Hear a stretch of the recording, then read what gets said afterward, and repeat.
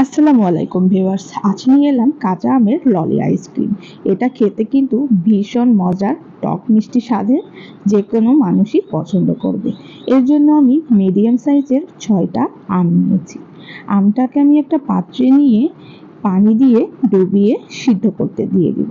পানিটা অবশ্যই আমের গা ভিজে যায় এই পর্যায়ে দিবেন, যাতে পুরো আমটা সেদ্ধ হতে পারে। এখানে কিন্তু নর্মাল পানি অ্যাড করবেন। নর্মাল পানি অ্যাড করে দিয়ে ঢেকে আমি 8 থেকে 10 মিনিট এই আমটা সিদ্ধ করে নিব। আমটা সিদ্ধ হয়ে গেলে আমের কালারটা চেঞ্জ হয়ে যাবে।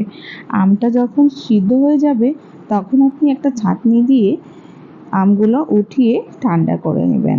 আমটা ঠান্ডা হয়ে গেলে আমের উপরের খোসাটা উঠিয়ে ভিতরে যে অংশটা থাকে সেটা হাত দিয়ে চেপে চেপে বের করে নিন। সব আমগুলো এভাবে করে নিন। সব যখন হয়ে যাবে তখন আপনি এর মধ্যে 1.5 কাপ পরিমাণ পানি অ্যাড করে দিন। পানির সাথে আমটা হ্যান্ড মিক্সচার দিয়ে ভালো করে মিশিয়ে নিন, যাতে পানির সাথে আমটা মিশে একেবারে জুসের মতন হয়ে যায়। 1-1.5 মিনিট মিশ্রণটা মিশিয়ে নিন।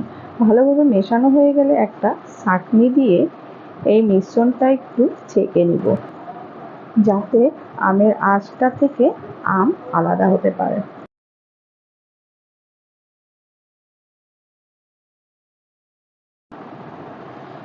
সবটুকু জ্বালা হয়ে গেলে আমি একটা পাত্রে ঢেলে নিব। পাত্রে ঢেলে এর মধ্যে আমি 1/2 চামচ কর্নফ্লাওয়ার অ্যাড করে দিব। দিয়ে দিব সামান্য একটু বিট লবণ।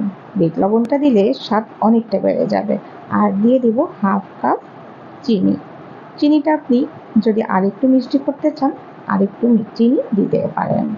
আমি এই পর্যায়ে 1/2 কাপ চিনি অ্যাড করে দিলাম। এবার সব কিছু ভালোভাবে মিশিয়ে নিব। ভালোভাবে মিশিয়ে আমি চুলার জালটা অন করে 4 থেকে 5 মিনিট রান্না করে নিব। রান্না করতে করতে যখন এই মিশ্রণটা একটু ঘন হয়ে আসবে তখন বুঝতে হবে আমার হয়ে গেছে। ঘন হয়ে আসছে বলতে কর্নফ্লাওয়ার দেওয়ার কারণে এই আমের কালারটা একটু চকচকে হয়ে আসবে।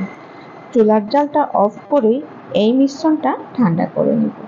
আপনি চাইলে ফ্যানের বাতাসেও ঠান্ডা করতে পারেন। ঠান্ডা হয়ে গেলে এর মধ্যে 1 ফোঁটা সবুজ কালারের ফুড কালার অ্যাড করে দিন। ফুড কালারটা অপশনাল, তবে কাঁচা আমের আইসক্রিম বানানোর জন্য একটু ফুড কালার দিলে কালারটা অনেক সুন্দর আসবে। ফুড কালারটা ভালোভাবে মেশানো হয়ে গেলে এটা আমি আইসক্রিম মোল্ডে ঢেলে নেব। এর জন্য আপনি যে কোনো ডিজাইনের আইসক্রিম মোল্ড নিতে পারেন। আইসক্রিম মোল্ডে পুরোপুরি ভরতে যাবেন না, সামান্য একটু ফাঁকা রাখবেন, তা না হলে এটা আইস হতে যেয়ে আরেকটু ফুলে উঠবে আর পুরো আইসক্রিমটা মেখে যাবে।